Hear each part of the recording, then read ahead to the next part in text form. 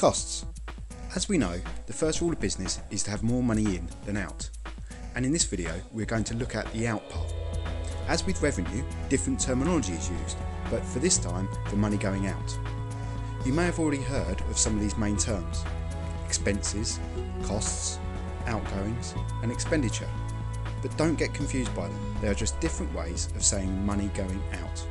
Anyway, let's refer to the outs as costs, which can be divided up into two main areas: startup costs and running costs.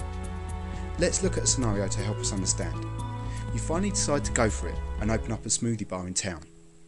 Before you're able to open, there's lots to do and also lots of costs.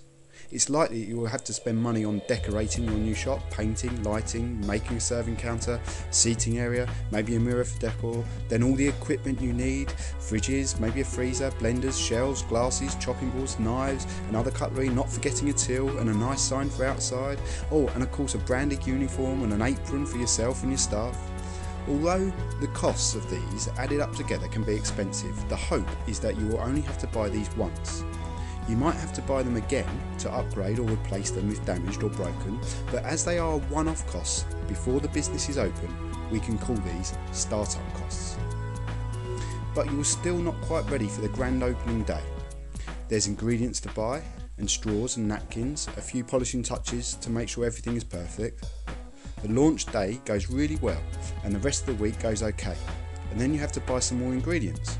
No problem, there's been enough revenue to cover that. And the rest of the month is okay, considering it's your first month. But then some bigger bills or costs need paying. You have to pay for the rent and your business rates, the utilities, electricity, gas and water, wages, more straws and napkins, bin collection, insurance, health and safety and fire prevention, the telephone and the internet, charges for the card payment, EPOS machine or card reader, repaying the bank loan plus interest for the money you borrowed to cover the startup costs, and of course, some advertising. These are all paid for on a regular basis and are usually paid weekly, monthly or quarterly. As you have to pay for these repeatedly, we can call these running costs. These costs are sometimes referred to as operational costs, and are the day-to-day costs the business has to pay to keep it going. The difference between startup costs and running costs is clearly shown on a timeline. So let's say the line was your first day of trading at the smoothie bar.